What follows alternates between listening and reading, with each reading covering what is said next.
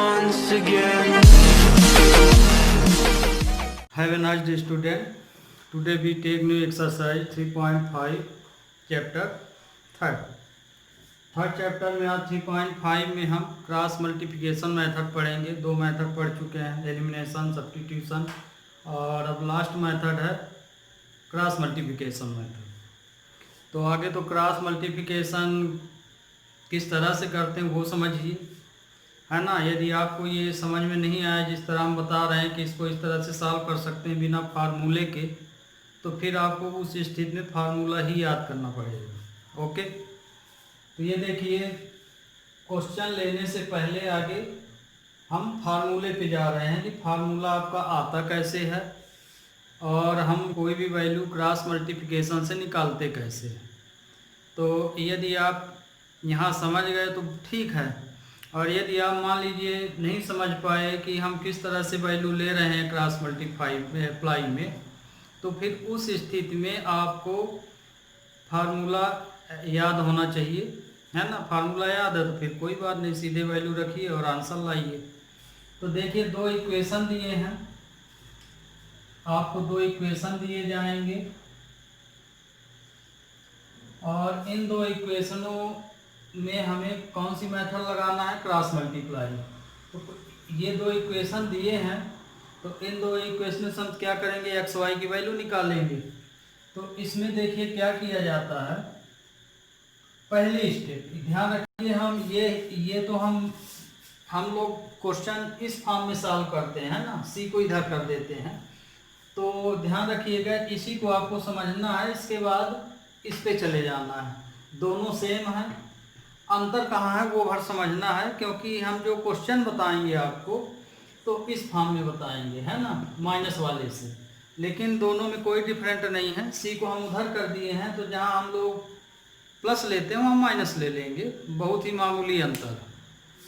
तो चूंकि बुक में इस फॉर्म में आपको बता दिया है, ये वाला फॉर्म नहीं बताया है, तो इसीलिए ये फॉर्म ले रहे हैं, पर हम बताएंगे क्वेश्चन आपको इसी फॉर्म से। ओके, कारण ये है कि इस फॉर्म से बताने का कि हम लोग जितने भी क्वेश्चन सॉल्व कर रहे हैं, एलिमिनेशन हो चाहे सब्स्टिट्यूशन हो, तो कांस्टेंट नंबर को हम लोग उसी साइड ले जाते हैं। इसलिए ताकि आपको धोखा ना हो कि कांस्टेंट को इधर रखूं कि उधर रखूं, इस लफड़े से दूर रहेंगे। तो हम लोग हर क्वेश्चन में कांस्टेंट उधर लेते हैं, तो उधर कर दिए हैं। तो इसको समझ लीजिए, फिर आपको हम बताएंगे डिफरेंस कहाँ है, तो आराम से समझ जाएंगे, क्योंकि उसमें कुछ है ही नहीं है, सिर्फ माइनस प्लस का एक मामूली सा माइनस का अंतर है, और कहीं बदलना भी नहीं है आइडेंटिटी को, इसलिए वो समझ में आ जाए। तो इसको हम तीन स्टेप में बता रहे हैं। पहली स्टेप में जैसे आपको x की वैल्यू निकालना है, तो x की वैल्यू निकालना है, मतलब हमें ये वाली वैल्यू निकालना है, तो मतलब ये क्लोज हो गया। तो x को, ये जिसमें हम सर्किल लगाए हैं, इसका मतलब कि अब इसको आप मत देखिए, जो बचे उनको देखिए, ये और 4 डिजिट बच रही है। तो इसमें मेन है पेयर, पहले कौन लिखेंगे, सबसे मेन। जैसे 4 डिजिट हमको दिख रही है, ये। अब इसमें ये सवाल उठता है कि पहले हम किसको लिखें। यहीं पे गलती होती है इसमें। फर्स्ट यदि आप उल्टा कहीं लिख दिए कि जिसे पहले लिखना चाहिए दूसरे में लिख दिए, और जिसको दूसरे में लिखना चाहिए उसे पहले में, वहीं पे गलत हो जाता। तो सबसे मेन है क्रॉस मल्टीप्लाई में कि पहले पेयर हम कौन सा लिखें, पहले किसको लिखें। तो ये देखिए, हम x को क्लोज कर दिए, जहाँ सर्किल है मतलब ये क्लोज है। x की वैल्यू, जिसकी वैल्यू निकालोगे वो क्लोज करोगे। तो ये देखिए, x क्लोज हो गया, तो सिर्फ 4 डिजिट हमको दिख रहे हैं, 1 2 3 4। अब इसमें हम पहला पेयर यही वाला लेंगे। कौन सा लेंगे, ये। एक ही एरो बनाइए, 2 एरो मत बनाइए, उसमें भी कंफ्यूजन है। बस आप पहला पेयर भर पता कर लीजिए, तो दूसरा पेयर तो ऑलरेडी लिख लेंगे आप। जब पहला लिख लिए तो उसके बाद बचा क्या, दूसरा ही न बच रहा। तो पहला लिखने के बाद दूसरा ऑलरेडी दिखेगा। तो ये जो हम एरो लगाए हैं, तो इसका मतलब ये कि पहले हमको यही वाला लिखना है, इसके बाद जो बच गया उसको लिख देना। बचा क्या, ये बचा। तो देखिए, हम किसको क्लोज किए थे, x को। तो x इक्वल टू आ जाएगा ये B1 C2, दोनों पेयरों के बीच में माइनस साइन लगता है। जैसे ये लिख लें फिर ये लिखेंगे तो दोनों के बीच माइनस। फिर अब जो बचा क्या, B2C1 बचा, B2C1, तो ये x की वैल्यू आ गई। ध्यान रखिएगा सिर्फ कोफिशिएंट लिखना है, हमको y नहीं लिखना है, ठीक है ना। हम सिर्फ कोफिशिएंट ही लिखेंगे, x y यहाँ नहीं लिखेंगे। x है तो x ऊपर ऑलरेडी आ गया है। इसके बाद जो ये 4 पेयर बचते हैं तो उसमें सिर्फ कोफिशिएंट, जैसे y का कोफिशिएंट B1 है तो B1 वाला लिखेंगे, B1 y नहीं लिखेंगे। तो ये x की वैल्यू आ गई, तो ये तो समझ में आ गया होगा। तो देखिए x के लिए हमने ये पेयर लिया और समझा दिया, तो x ऐसे निकालेंगे। तो ये आपका हमने x के लिए बताया, ठीक। अब y के लिए हम फिर से ये इक्वेशन लिखे दे रहे हैं, a1x plus b1y plus c1 equal to 0, a2x plus b2y plus c2 equal to 0, है ना, वही इक्वेशन है। अब हम x की वैल्यू तो निकाल लिए, अब किसकी निकालेंगे, y की। तो y की निकाल रहे हैं तो y को क्लोज कर दो, माने y को अब नहीं देखना है आपको। जैसे इसमें x को नहीं देखे, जो बचा उसको लिख लिए। x को जिसको हम क्लोज करते हैं वो हमेशा न्यूमरेटर में ले लेते हैं। अब यहाँ देखिए दूसरे केस में हम y को क्लोज कर रहे हैं, तो जब हम y को क्लोज कर दिए तो हमें क्या दिख रहा है, 1 2 3 4, यही ना दिख रहा है। तो जब आप y को क्लोज करेंगे तो इसमें भी वही रूल है, पहले हम किसको लिखें, पहले नंबर में पेयर कौन आएगा। तो ये केस फर्स्ट था वैल्यू ऑफ x के लिए, x की वैल्यू के लिए था। दूसरा केस है हमारा वैल्यू ऑफ y के लिए, ठीक। अब यहां देखिए ये तो x बता दिए, ठीक। फिर कांस्टेंट का भी बताएंगे। अब y के लिए y को क्लोज किए तो ये देखिए 4 पेयर जो दिखते हैं उसमें हमें पहला पेयर आपको यही वाला लेना, माने इन चारों में से पहले आपको ये वाला लिखना है, इसके बाद ही ये वाला लिखना है। तो ये y की वैल्यू हो जाएगी। तो मतलब ये हम बोल रहे हैं तो A2C1 माइनस A1C2, है ना, दोनों पेयरों के बीच हमेशा माइनस साइन रहेगा। तो ये देखिए केस सेकंड में हम y की वैल्यू निकाल लिए, ठीक। फार्मूला आपको समझा रहे हैं, जो फार्मूला आप याद करते हैं उसको ना भी याद करेंगे तो भी आपको इस तकनीक से बन जाएगा। तो ये हम y के लिए निकाल लिए। अब कांस्टेंट वाला लेते हैं, तो देखिए यहाँ पे कांस्टेंट में प्लस वैल्यू है, तो प्लस के लिए है तो प्लस सी हम लगा देते हैं, क्योंकि इसी के साथ हमको ये भी इसमें बताना है। तो ये केस थर्ड ले रहे हैं कांस्टेंट के लिए।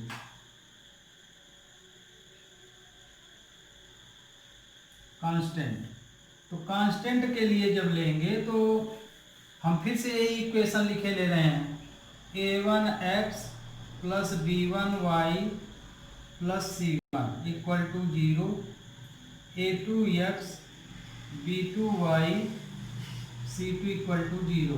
ये इक्वेशन 1, ये इक्वेशन 2। अब हम देखिए x की यहाँ वैल्यू निकाले, दूसरे केस में y की, तीसरे में कांस्टेंट की। तो कांस्टेंट है तो हमको कांस्टेंट में ध्यान रखिए हम लोग क्या लिख रहे हैं, coefficient of x and y। तो कांस्टेंट में भी c और c2 जहाँ है तो उसका कोफिशिएंट तो हम जनरली 1 ही मान के चलते हैं। तो मतलब कि जब हम कांस्टेंट नंबर लेंगे तो 1 लिखेंगे, क्या लिखेंगे, 1। इसके लिए निकाल रहे हैं, ये क्लोज हो रहा, कौन सा क्लोज हो रहा, कांस्टेंट नंबर क्लोज हो रहा। तो चूंकि c1 लिखा है तो c1 का कोफिशिएंट कुछ नहीं दिख रहा है। c1 माने तो ऑलरेडी ही कांस्टेंट होता है, 2 भी हो सकता है, 3 भी हो सकता है, 4 भी, पर हम लोग 1 को लेके यहाँ चलेंगे। तो मान लीजिए c1 c2 में कोफिशिएंट 1 है। तो देखिए c1 और c2 में दोनों के पहले प्लस लगा है, क्योंकि पूरी वैल्यू हम लोग इधर किए हैं, तो ये प्लस के लिए है ये, ओके। तो अब इसमें सवाल उठता है कि ये जिसमें हम सर्किल लगाए इसका मतलब तो समझ गए ये क्लोज है, इसको अब हमें नहीं देखना। c1 c2 की जगह हम +1 ले लिए, तो इसमें पहला पेयर हमको यही वाला लेना, ठीक। माने पहले आप इसको लिख लीजिए, तो a1 b2 minus a2 b1, ये आपका आ गया कांस्टेंट के लिए। अब मान लीजिए हम लोग क्वेश्चन जो सॉल्व करते हैं, तो इस फॉर्म में क्वेश्चन मान लो दिया है, तो हम लोग कांस्टेंट को उधर कर देते हैं, माने इस तरह से। तो देखिए इस तरह से जब करेंगे तो इसमें क्या लगा है माइनस, देखिए इधर था तो ये प्लस लगा दिए। अब हम कांस्टेंट को उधर ले गए हैं तो क्या लग गया है माइनस। तो ये जब आप कांस्टेंट को उधर ले जाइए तो यही चीज हो जाती है। देखिए ये वाली वैल्यू इस फॉर्म के लिए, यदि कांस्टेंट को इधर लिखते हैं तब ये प्लस हो जाएगा। अब मान लीजिए कांस्टेंट को इस फॉर्म में आप इक्वेशन लिखे, ऐसे इस फॉर्म में लिख रहे हैं, तो चूंकि कांस्टेंट माइनस में है तो यहाँ पे क्या आ जाएगा, यहाँ पे -1 लिख देंगे, जहाँ प्लस लिखते हैं वहाँ माइनस लिख देंगे, बाकी कुछ भी चेंज नहीं होगा। ये देख लीजिए नीचे तो वही है, तो सिर्फ इतने का अंतर है ये वाली वैल्यू। तो यदि आप कांस्टेंट उधर रख देते हैं, है ना, सी को इधर एक्स वाई वैल्यू उधर कांस्टेंट नंबर, तो ध्यान रखिए जब उधर आप वैल्यू रखेंगे तो हमेशा यहाँ माइनस ही रहेगा, ये आपको ध्यान रखना है। और यदि वैल्यू C1 इधर रखते हैं, इक्वेशन 0 के बराबर लाते हैं, तो फिर ये लिखना पड़ेगा। तो हम आपको अंतर बता दिए, ये वही रहेगा, इसमें भी ये भी वही रहेगा। यदि सी को उधर करते हैं तब आपको ये यूज करना पड़ेगा, यदि सी को इधर करते हैं तो ये यूज करना पड़ेगा। तो चूंकि हम लोग क्वेश्चन इस फॉर्म में कर रहे हैं तो हम हर बार सी उसी साइड लेंगे, इसलिए फार्मूले में हम हमेशा -1 यूज करेंगे। ओके स्टूडेंट, अब इसी को आप जो फार्मूला पढ़े हो, ये तो हम अलग अलग समझा दिए, तो आप फार्मूला क्या पढ़े हैं, इन्हीं तीनों के इकट्ठा लिख देते हैं। जैसे ये फार्मूला बना आपका क्या, x इक्वल टू ये b1 c2 minus b2 c1 equal to y, फिर ये वाला लिख देंगे a2 c1 a1 c2 -1। हम ये वाला यूज करें इसलिए ये वाला हम यहाँ लिख रहे हैं। इस स्थान पे आप ये वाला भी ले सकते हैं और ये वाला भी, पर ध्यान रखिएगा जब ये वाला आप लेंगे +1 वाला, तो इसमें जरूरी है कि कांस्टेंट को आप इसी साइड लिखिए, माने इस तरह से इक्वेशन बनाइए। और यदि आप इस तरह से बना रहे हैं तो आपको यही वाला लेना पड़ेगा। तो a1 b2 minus a2 b1, ये आपका फार्मूला होगा। तो जिन बच्चों को ये नहीं समझ में आएगा उनको ये फार्मूला याद होना चाहिए। तो इसमें a1 a2 b1 b2 की वैल्यू रख देंगे तो आपको सीधे ही आंसर मिलेगा। ओके, तो ये आपको हम एक क्रॉस मल्टीप्लाई, इसी को हम बोलते हैं क्रॉस मल्टीप्लाई। क्रॉस मल्टीप्लाई अब नाम के ऊपर आपको समझ में आ गया होगा, क्योंकि इसका यहाँ मल्टीप्लाई हो रहा है, इसका यहाँ माने क्रॉस कर रहे हैं, ऐसे मल्टीप्लाई कर रहे हैं, इसीलिए इसका नाम क्रॉस मल्टीपल मेथड पड़ा। तो आपको ये फंडामेंटल बता दिए। अब हम ले रहे हैं क्वेश्चन।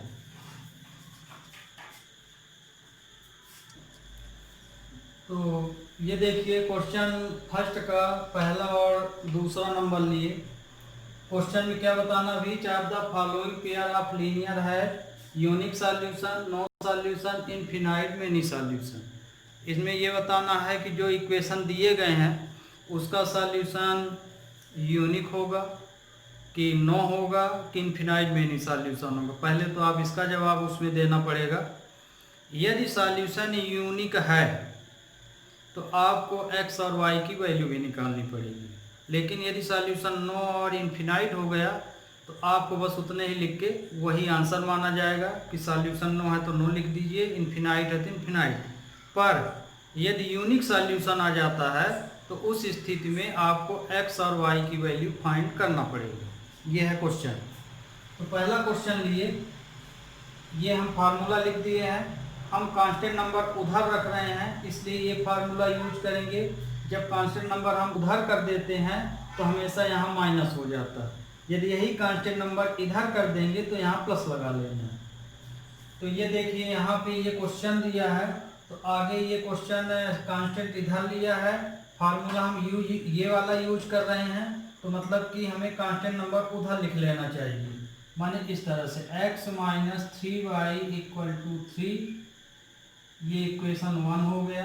क्वेश्चन ये दिया था, हम ऐसे लिख लिए 3x minus 9y equal to 2। ये इक्वेशन सेकंड हो गया। ओके, अब यहाँ पे ये जो फार्मूला दिया देखिए a1 b1 c1 दिया है, तो आप आगे इसमें a1 b1 c1 की वैल्यू लिख लीजिए। तो यहाँ देखिए ये वाला पहला इक्वेशन है, तो ये x का कोफिशिएंट a1, y का कोफिशिएंट b1 और कांस्टेंट को c1 मानेंगे। दूसरे में फिर a2 b2 c2 हो जाएगा, क्रम ऐसे रहेगा। तो हियर a1 की वैल्यू है, कोई कोफिशिएंट नहीं है तो 1, x का कोफिशिएंट 1, सिर्फ कोफिशिएंट ही लिखना है, x नहीं लिखना है।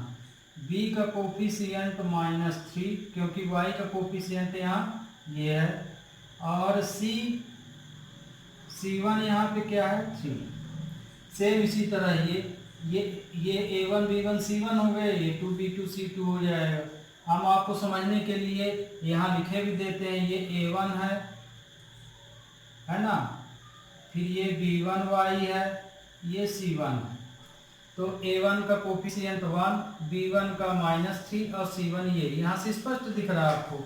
इसी तरह इसमें आप लिखे दे रहे हैं a2x b2y ये c2।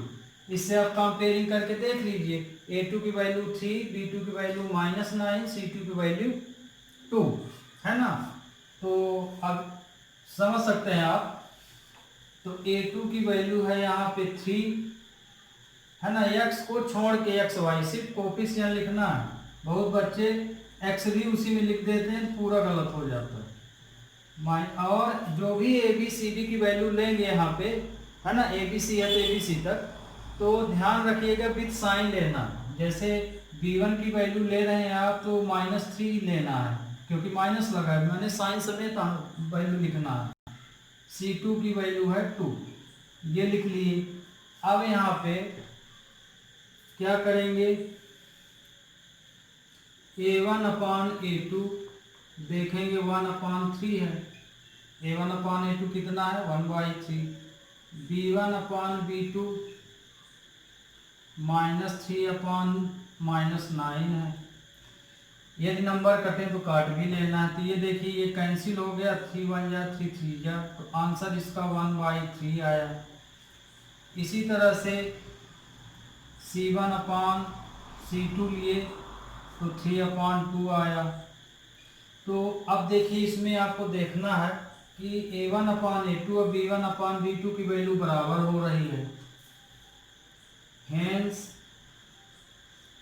a1 अपान a2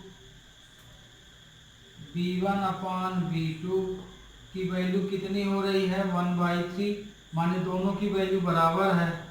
और c1 अपान c2 बराबर नहीं है, तो आप यहाँ पे कंडीशन बनाएंगे ये। तो ये दोनों इक्वल दिखे तो इक्वल में लिख दिए, ये नॉट इक्वल में दिखा तो नॉट इक्वल में। तो यहाँ a1 अपान a2 किसका पेयर है x का, b1 अपान y2 किसका है, b1 अपान b2 किसका पेयर है y का। तो मतलब कि x और y के पेयर बराबर आ रहे हैं, मतलब नो सॉल्यूशन हो रहा है। कौन सा सॉल्यूशन, नो। तो गिवन आंसर लिखेंगे यहाँ पे, answer given equation of solution is no solution. बस। तो चूंकि यहाँ पे x और y के पेयर इक्वल हो गए तो सॉल्यूशन नो सॉल्यूशन होगा, है ना, कांस्टेंट तो नॉट इक्वल है। तो बस यही आपका उत्तर हो गया। इसके आगे यदि आप कोशिश भी करेंगे सॉल्व करने के लिए, तो आप बताए थे शुरू में कि x और y 0 हो जाएंगे, कांस्टेंट भर बचेगा, तो को आप सॉल्व भी करके देख सकते हैं। तो बस इस तरह आपको करना है। आ गया समझ में ये। तो नो सॉल्यूशन में नहीं सॉल्यूशन हो तो यहीं तक इसको सॉल्व करना है। तो इसमें फार्मूला तक हम पहुंच ही नहीं पाए, क्योंकि यहीं पे सॉल्यूशन क्या हो गया, नो हो गया। तो ये क्वेश्चन हो गया आपका। अब उसको देखिए, अब ये क्वेश्चन है। तो आपको a1 b1 c1 तो बता दिए, हम डायरेक्ट लिख रहे हैं। हियर a1 की वैल्यू है 2, b1 की वैल्यू है 1, c1 की वैल्यू है 5। A2 की वैल्यू है 3, B2 की वैल्यू है 2 और C2 की वैल्यू है 8। ध्यान रखिएगा, यदि आप क्रॉस मल्टीप्लाई मेथड लगा रहे हैं तो ये लिखना बहुत ज़रूरी है। माने ये गिवन में आएगा, इसको गिवन भी लिख सकते हैं, है ना। इसके बाद आपको कंडीशन जैसे बनाना है, A1/A2, B1/B2, C1/C2, अलग अलग कंडीशन बनाना है और उन्हीं कंडीशनों को देख के ये देखना है कि कौन सा पेयर बराबर हो रहा कौन सा नहीं, उसी के अनुसार लिख लेना। तो यहाँ पे अब हम देखिए A1/A2 लिए तो 2/3, कटेंगे तो काटेंगे भी तो कट तो नहीं रहा, मतलब यही रहेगा इसका। फिर B1/B2 लिए तो 1/2 आया और C1/C2 लिए तो 5/8 आया।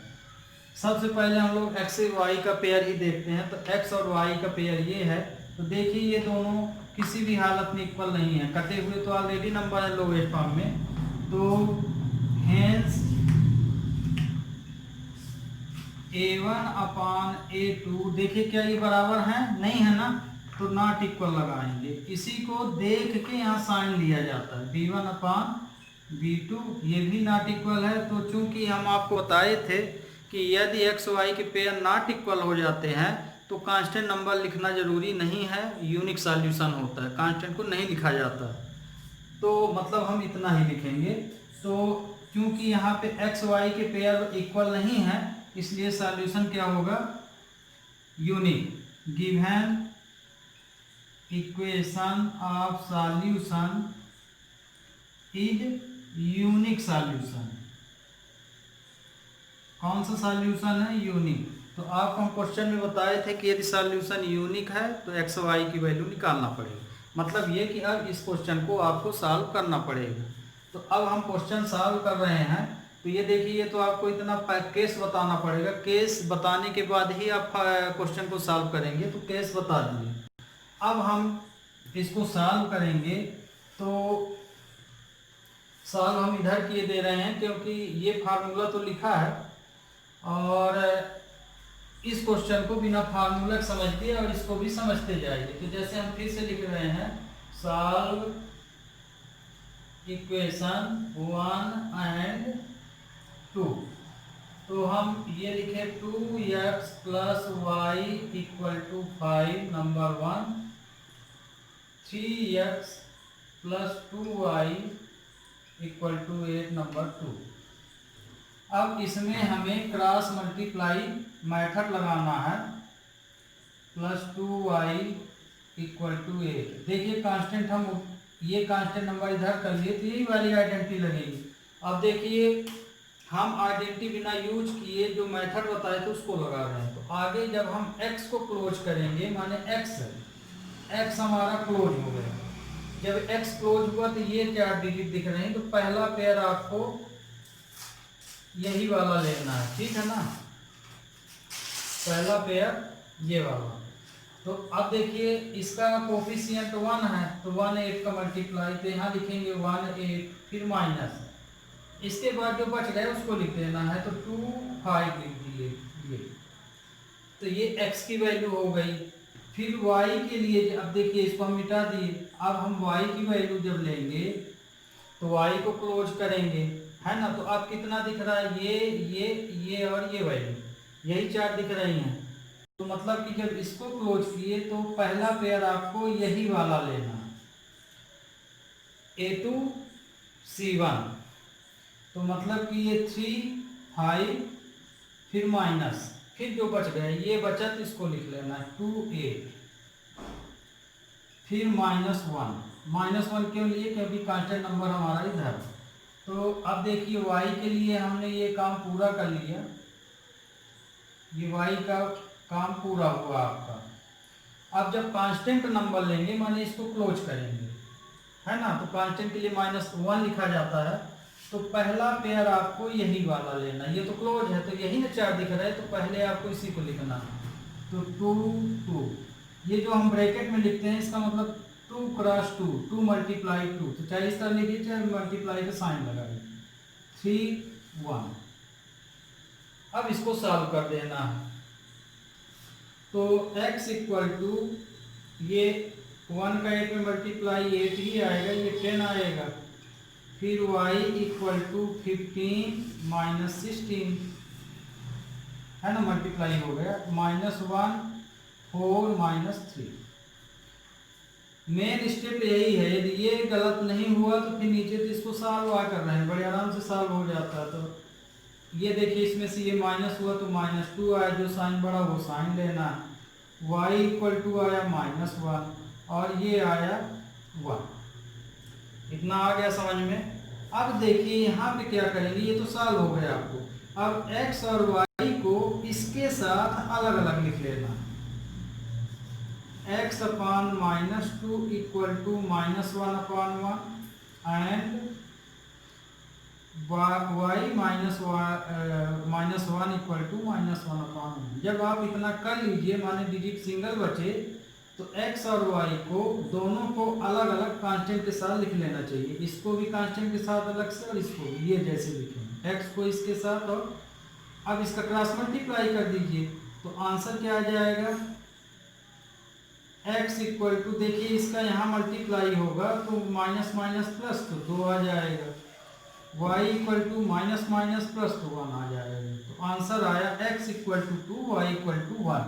Okay student, we take next question. अब इसका क्वेश्चन फर्स्ट का थर्ड और फोर्थ देखिए। यहाँ गिवन ये इक्वेशन दिया है, तो इक्वेशन में a1 की वैल्यू क्या होगी 3, b1 की वैल्यू -5, c1 की वैल्यू 20, a2 की वैल्यू 6, b2 की वैल्यू -10 और c2 की वैल्यू आ गई 40। यहाँ पे हम चेक करेंगे a1 upon a2, here a1 upon a2 3 अपान 6, कटेंगे तो काटेंगे, कट रहे हैं तो 1/2 आया इसका आंसर, है ना। यहाँ काटने के बाद ऐसा भी लिख सकते हैं, वहाँ ये दिक्कत है तो a1 upon a2 equal to 1/2 ऐसे। फिर b1 अपान b2 -5 अपान -10, बिग साइन लेना है, बस ये आप ध्यान रखिएगा। 1 2 ये भी कैंसिल, तो माइनस माइनस भी कट जाएंगे, तो b1 अपान b2 की वैल्यू 1/2। ये भी ध्यान रखिएगा कि हो सकता है कि इस एक में यदि मान लीजिए ऐसा आंसर आए, एक में ऐसा, तो ये नॉट इक्वल माने जाएंगे। ध्यान रखिएगा, विथ साइन इक्वल देखना है। यदि मान लीजिए साइन में भी डिफरेंस हो आ रहा है तो वो बराबर नहीं माना जाएगा। जैसे एग्जाम्पल में ये बता दिए, मान लीजिए इसकी वैल्यू -1/2 आई और इसकी वैल्यू +1/2, तो ये इक्वल नहीं माना जाएगा। तो ध्यान रखिएगा, ये जो इक्वल हम लोग रिलेशन लगाते हैं वो हर चीज में बराबर होना चाहिए विथ साइन। अब c1 अपान c2 20/40, तो c1 अपान c2 की भी वैल्यू क्या आई 1/2। तो आप देखिए कि ये तीनों, अब देखिए कैसे आ रहे हैं, तीनों ही बराबर आ रहे हैं। तो कंडीशन क्या बन रही, तीनों ही बराबर आ रहे हैं, तीनों को बराबर में लिख देंगे। हेंस a1 अपान a2 तीनों इक्वल आ रहे हैं ना, तो माने इक्वल में लिख दीजिए। b1 upon b2 equal to c1 upon c2। तो जब तीनों बराबर हो जाए तो कौन सा सॉल्यूशन कहलाता है, इनफिनाइट मेनी सॉल्यूशन। तो जो इक्वेशन दिया गया है इसका सॉल्यूशन होगा infinite many solution. Given equation of solution is infinite many solution. आपका जो आंसर है वो ये माना जाएगा, है ना। इसका आंसर ये, मतलब कि इसमें x y और कांस्टेंट सब कट जाएंगे। मान लीजिए इसको आप सॉल्व भी करेंगे, एलिमिनेशन सब किसी से सॉल्व करेंगे तो माने x भी कट जाएगा पूरा पूरा, y भी कट जाएगा, कांस्टेंट माने सब चीज़ 0 हो जाएगी। तीनों। और यदि एक्स वाई भर बराबर है तो सिर्फ एक्स वाई ही जीरो होंगे, कांस्टेंट नहीं होगा। तो आपको ये बताए थे यूनिक सॉल्यूशन और इनफिनाइट मेनी सॉल्यूशन को हम इन कंसिस्टेंट सॉल्यूशन भी बोलते हैं। ध्यान रखिए ये भी ऑब्जेक्टिव में आता है। इनफिनाइट और यूनिक सॉल्यूशन को कंसिस्टेंट माना जाता है। कंसिस्टेंट हुआ मतलब कि सॉल्यूशन कोई ना कोई निकलेगा। और जिसमें एक्स वाई बराबर होता है माने नो सॉल्यूशन होता है उस वो इनकंसिस्टेंट होता है। तो बस इसको इतने में ही छोड़ देना है। तो ये पूरा हो गया। अब लेते हैं 4 नंबर। तो देखिए 4 नंबर में ये दिया है कांस्टेंट नंबर इधर किया हुआ है। हम लोग क्या करते हैं कांस्टेंट को उधर कर लेते हैं और ये वाला फार्मूला यूज करते हैं। तो हम इसी को सुधार के लिख रहे हैं कांस्टेंट को उधर। तो 3y = 7 लिख लीजिए, ये इक्वेशन 1 मान लीजिए। आप चाहें तो इसको 1 2 माने हैं तो फिर आगे वाले को 3 4 भी लिख सकते हैं। 3x - 3y = 15 number 2। अब यहाँ पे दिया क्या है गिवन की जगह हियर भी लिख सकते हैं, वो आपके ऊपर है जो जैसा लिखना हो। a1 की वैल्यू है 1 क्योंकि x का कोफिशिएंट 1 माना जाएगा।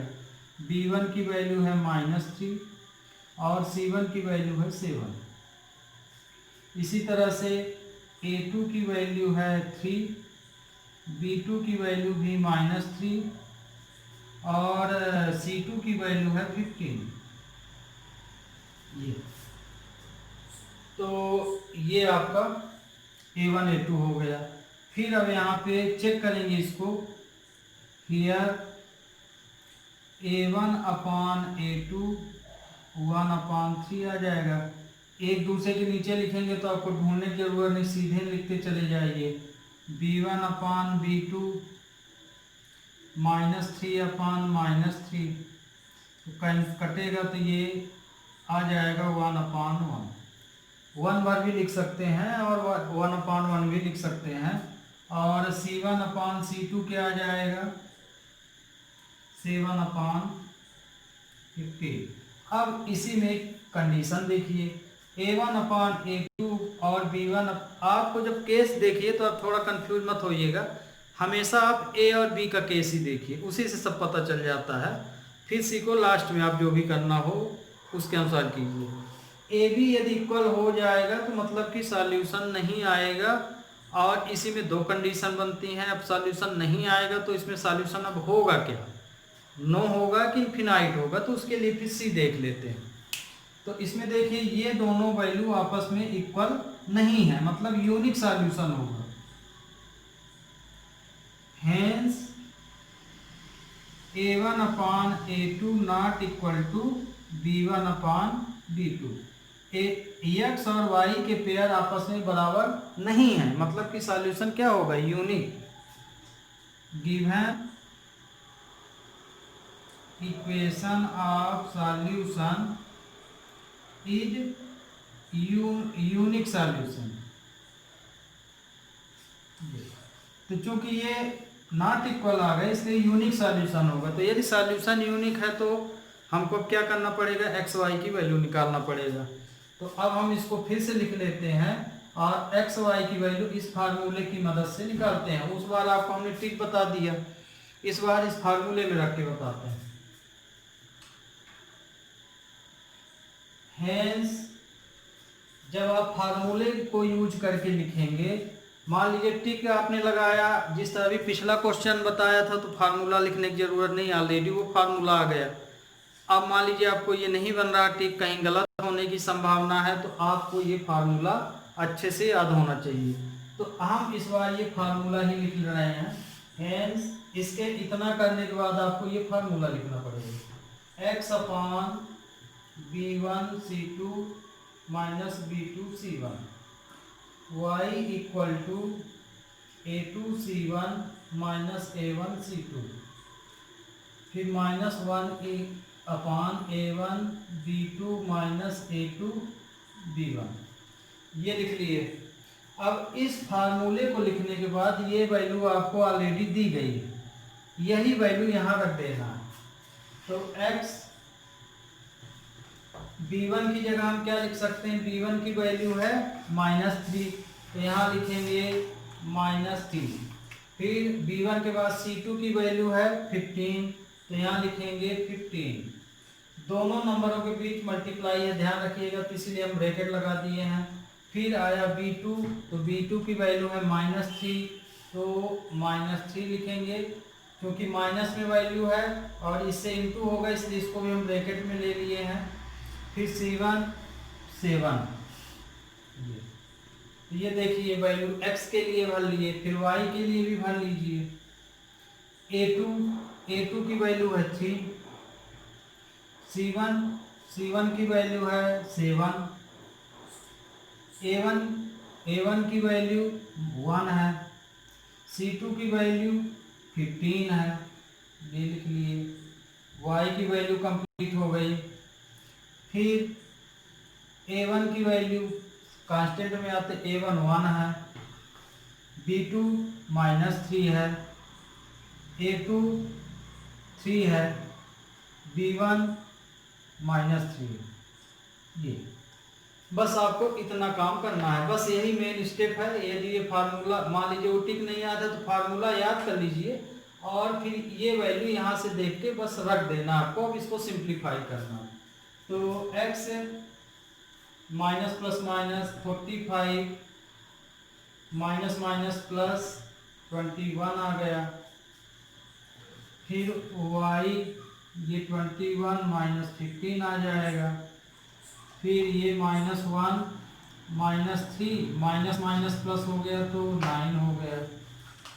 x इक्वल टू -45, ये प्लस माइनस माइनस होगा तो 4 2 आएगा, -24। y इक्वल टू ये माइनस किए तो 6 आ जाएगा, है ना, जो बड़ा हो वो साइन है, और ये आ जाएगा 6। ये सिंगल डिजिट आ गई। अब आपको एक्स वाई को कांस्टेंट के साथ अलग अलग लिख लेना है। x इक्वल टू ये y -1/6 and y/6 equal to -1/6। X y को इसके साथ अलग अलग लिख लो। अब इसका यहाँ क्रॉस मल्टीप्लाई कर दो, तो x इक्वल टू आया माइनस माइनस देखिए प्लस हो जाएगा, तो 24/6, तो 3 आया, तो x की वैल्यू आ गई 3। फिर ये भी यहाँ गुणा हो जाएगा, y इक्वल टू -6/6, इसका क्रॉस मल्टीप्लाई हो रहा, ये कट गया, तो y की वैल्यू आई -1। तो ओके स्टूडेंट, ये आपकी एक्स वाई की वैल्यू निकली। We take next question. देखिए स्टूडेंट, यहाँ थोड़ा गलत कर दिए थे, इसको इससे काट रहे तो 6 अच्छी जा लिखे हैं, 6 4 जा ना 24 होगा, ये 4 आएगा। Okay, we take next question. क्वेश्चन सेकंड में आपको ए बी की वैल्यू बताना है। ये क्वेश्चन दिया है, तो यहाँ हम लिखे दे रहे हैं, हियर a1/2 दिया है, b1/3, c1/7। फिर a2 की वैल्यू दी है, x का कोफिशिएंट a-b है, तो ये पूरा माना जाएगा। फिर b2 की वैल्यू है a+b, y का कोफिशिएंट, और c2 की वैल्यू ये पूरा कांस्टेंट है, x y कहीं है नहीं, मतलब कि पूरा कांस्टेंट माना जाएगा, 3a+b-2। अब आप a1/a2 निकाल लिए, जैसे अभी कर रहे थे सेम उसी तरह भले भाई ये वाले ये। फिर b1/b2, 3/a+b, फिर c1/c2, c1 की वैल्यू यहाँ पे 7 है, तो 7/3a+b-2। इतना तो अभी पिछले क्वेश्चन में आपको बताए हैं। ये विभाजन हो गया।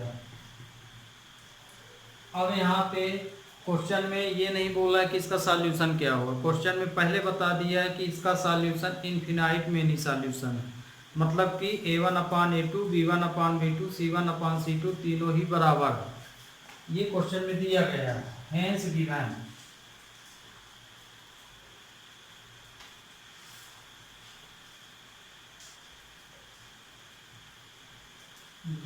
दैट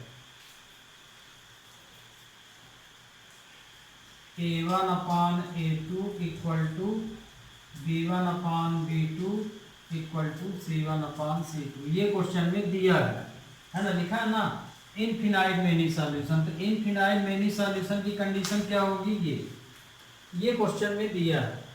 तो मतलब ये कि यहाँ पे आप जो सॉल्व करेंगे क्वेश्चन, तो इन दोनों को c1 के साथ अलग अलग लिख लीजिए, a1/a2 b1 और c1/c2, क्योंकि हमको a b की वैल्यू निकालना है, and b1/b2 equal to c1/c2।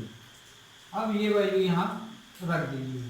तो a1/a2 की वैल्यू है 2a - b, c1/c2 की ये 7 3a + b - 2। इसी तरह ये वैल्यू है 3/b1/b2 वैल्यू ये है a + b, और c1/c2 ये।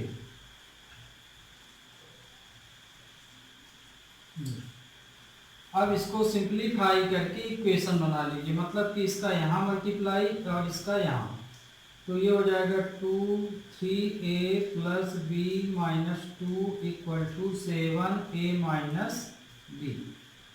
मल्टीप्लाई कर लीजिए तो ये हो जाएगा 6a + 2b - 4, है ना, इसका तीनों में हुआ। तो इसी तरह से ये 7a - 7b, नंबर एक साइड, वेरिएबल एक साइड।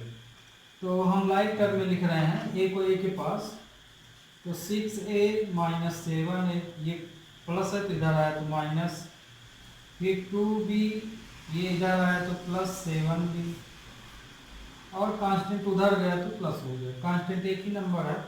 तो ये आपका आया -a + 11b 9b equal to 4। ये इक्वेशन हम मान लिए थर्ड, एक इक्वेशन ये आ गया। सेम प्रोसीजर इसमें भी लगाना है, इसका भी क्रॉस मल्टीप्लाई कीजिए, तो इसका इसमें हो जाएगा तो 3a + b - 2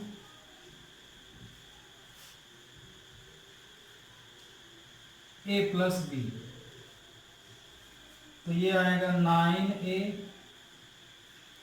+ 3b - 6, इसका इनमें मल्टीप्लाई हुआ तो ये 7a + 7b, नंबर एक साइड, वेरिएबल एक साइड, 9a - 7a + 3b, ये इधर आया तो -7b इक्वल टू 6।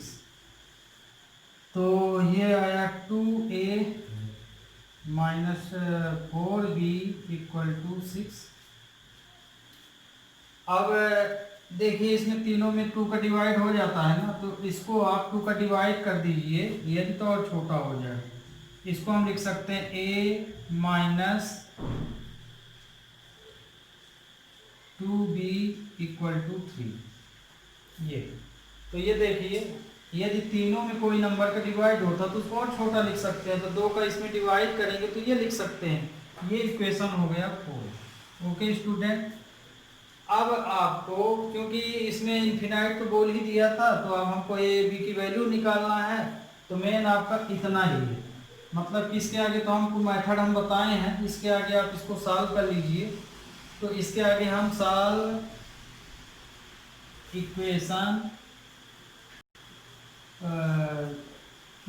कौन सा है 3 और 4, 3 और 4 को हम सॉल्व के लिए रहते हैं। यहाँ पे आप जो मेथड लगाना वो लगा दीजिए, यहाँ से मतलब नहीं, जो आपसे बने। यहाँ ए बी की वैल्यू फाइंड करना है, क्रॉस का मतलब यहाँ दिखा दिया गया है, ये आपको वैल्यू बोला है निकालने के लिए। तो वैल्यू आप अपने ढंग से जिस मेथड से बनता हो उस मेथड से निकालिए। तो ये इक्वेशन थर्ड है और ये हमने ये इसको कर लिया है। तो a minus 2b equal to 3 equation 4। इसमें देखिए ये पेयर ऑलरेडी इक्वल है तो ये कट जाएगा। तो ये आएगा 7b इक्वल टू 7, तो b इक्वल टू 1। तो b की वैल्यू क्या आ गई, 1 आ गई। अब b बराबर 1 इक्वेशन थर्ड में रख दीजिए। Put value of b in equation third equation ये है। तो a प्लस 9 1, b की जगह पे 1 रख रहे हैं, है ना, ये b वाली वैल्यू यहाँ रख रहे हैं, इक्वल टू 4। तो minus a equal to 4 minus 9, तो a इक्वल टू माइनस 5, तो a इक्वल टू 5। ये तो आंसर आपका आया a equal to 5, b equal to 1। तो ये वाला क्वेश्चन आपका सॉल्व हो गया स्टूडेंट, बीटेक सेकंड का सेकंड। एक और कर लीजिए। इसमें देखिए दूसरे में के की वैल्यू निकालना है, लेकिन सॉल्यूशन क्या दिया, नो सॉल्यूशन। तो नो सॉल्यूशन मैंने नो की कंडीशन दिया हुआ है। तो here given a1 equal to 3, b1 equal to 1, c1 equal to 1, a1 b1 c1। फिर a2 की वैल्यू है 2k माइनस 1, b2 की वैल्यू है k माइनस 1 और c2 की वैल्यू है 2k प्लस 1।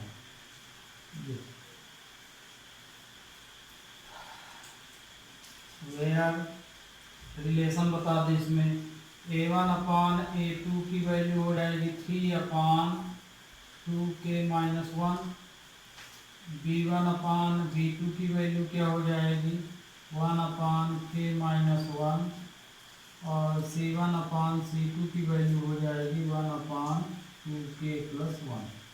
क्वेश्चन में दिया है कि इसका सॉल्यूशन नो है, तो नो की कंडीशन दिया है, हेंस गिवन दैट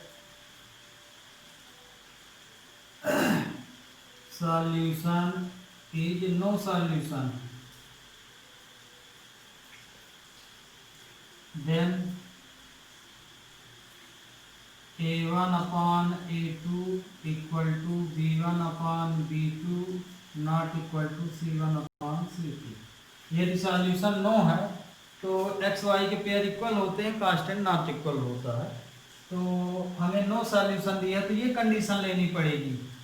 उस बार इनफिनाइट दिया था, इसलिए ए और बी को दोनों को अलग अलग कांस्टेंट के इक्वल लिखे थे हम लोग। इस बार नो सॉल्यूशन दिया तो नो में हमको ये वाला पेयर आपस में लेना है ना, ये दोनों, उससे नहीं मतलब। Hence a1 upon a2 equal to b1 upon b2। हमने इसमें से ये ले लिया। अब इसकी वैल्यू रख दीजिए, इसकी वैल्यू ये है तो इसको हम लिख सकते हैं 3 2k माइनस 1। इसकी वैल्यू ये है 1k minus 1, cross multiply 3k minus 1 1 2k minus 1, तो 3k minus 3 2k minus 1। Variable एक साइड, नंबर एक साइड, तो 3k माइनस 2k माइनस 1, ये उधर गया तो प्लस 3 हो जाएगा, तो ये k आएगा और ये 2, तो k की वैल्यू आ गई 2। तो ओके स्टूडेंट, ये क्वेश्चन आपका खत्म हुआ बीटेक क्वेश्चन नंबर 3। तो क्वेश्चन 3 में दिया है कि जो क्वेश्चन दिया है तो एक को बोला सब्स्टिट्यूशन से सॉल्व कीजिए, दूसरे को बोला क्रॉस मल्टीप्लाई से। तो चूंकि आपको हम इस चैप्टर में क्रॉस मल्टीप्लाई बता रहे हैं तो हम जो भी क्वेश्चन की कर रहे हैं वो क्रॉस से ही कर रहे हैं। और वर्ड प्रॉब्लम अब आप स्वतंत्र हैं, कल वर्ड प्रॉब्लम हम नेक्स्ट लेक्चर में बताएंगे तो उसको हम किसी भी मेथड से बता सकते हैं। है ना, क्योंकि वर्ड प्रॉब्लम में तो स्वतंत्र है। आप मेन था वर्ड प्रॉब्लम के लिए सब्स्टिट्यूशन, एलिमिनेशन कोई भी लगाइए, ये भी लगा सकते हैं। पर वर्ड प्रॉब्लम में अब एनी उसमें लिखा है तुम्हारे जिस मेथड से बने उससे कीजिए, तो उसको हम स्वतंत्र हैं। यहाँ तक अब आपको हम राशि बता रहे हैं।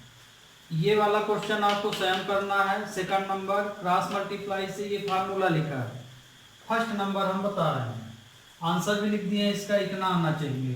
तो फर्स्ट इसका देख लीजिए, सेकंड आपका होमवर्क है। तो here a1 equal to 8, b1 equal to 5, c1 equal to 9, a2 equal to 3, b2 equal to 2, c2 equal to 4। अब यहाँ पे क्या करना है आपको, क्रॉस मल्टीप्लाई से सॉल्व करना है। तो सीधे फार्मूला लिखिए, hence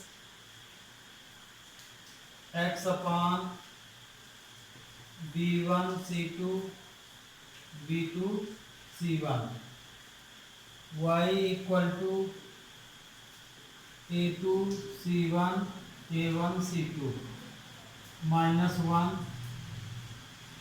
a1 b2 minus a2 b1। इसमें आप ये वैल्यू लिखी हुई है, यहाँ रख देना।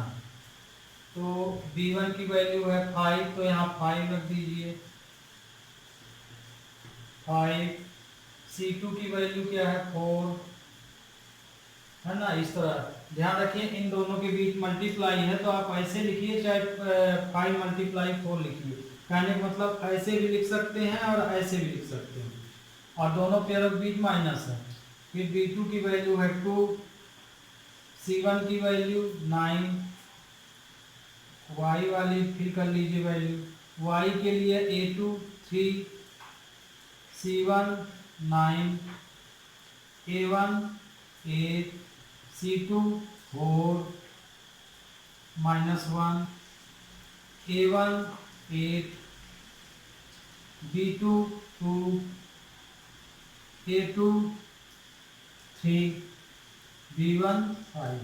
ये भर लिए, फार्मूला याद है तो आपसे जल्दी बन जाएगा। तो x equal to 20 minus 18, 27 minus 32, 16 minus 15। x equal to आ गया ये 2, y इक्वल टू आया 5, और ये आया 1। आप क्या करेंगे, x y को इसके साथ अलग अलग, तो हम यहाँ किए दे रहे हैं x upon 2 equal to minus 1 upon 1 and y upon 5 equal to minus 1 upon 1। जब इतना कर लीजिए तो कांस्टेंट के साथ इन दोनों को अलग अलग लिख दीजिए। अब इसका क्रॉस मल्टीप्लाई, इसका यहाँ मल्टीप्लाई कर दीजिए। सिर्फ इसी का करना है आपको, है ना, बाकी कट पिट जाता है। बहुत बच्चे क्या है, इसका इधर इसका इधर का, इसमें ऐसा नहीं करना है। यहाँ हमेशा आपका कांस्टेंट ही आएगा, सिर्फ आप इसका यहाँ मल्टीप्लाई कर दीजिए, और डिवाइड हो रहा तो डिवाइड कीजिए, नहीं हो रहा तो वही उत्तर। तो इसका इसमें मल्टीप्लाई किए तो माइनस 2 अपान 1 आया, तो x की वैल्यू आई माइनस 2, ये y माइनस 5 अपान 1, यह y इक्वल टू 5। तो ध्यान रखिएगा स्टूडेंट, हम जो आइडेंटिटी यूज किए हैं -1 वाली किए हैं, तो कांस्टेंट नंबर इधर जब लिखेंगे तब ये -1 लगेगा, जब कांस्टेंट को इधर रखेंगे तो ये +1। तो इस क्वेश्चन में ध्यान रखिएगा, यदि आप इसी तरह करना चाहते हैं तो 9 और 4 को आगे उधर कर लीजिएगा, फिर यही वाला फार्मूला अप्लाई कर लीजिएगा। नहीं करना है, इसी तरह करना है, तो फिर इस आइडेंटिटी में यहाँ प्लस कर दीजिएगा बस। ओके स्टूडेंट, आज के लिए बस इतना ही। Have a nice day. और जो बच्चे सब्सक्राइब नहीं किए चैनल, उनसे रिक्वेस्ट है कि सब्सक्राइब कर लें, ताकि आपको मैसेज तुरंत मिलता रहे, है ना। आपको पता न लगाना पड़े कि मैं क्या पढ़ाया क्या नहीं पढ़ाया, स्वयं आपके मोबाइल में आ जाए, उसे आप ओपन कर लीजिए और तुरंत पढ़ लीजिए। Okay, have a nice.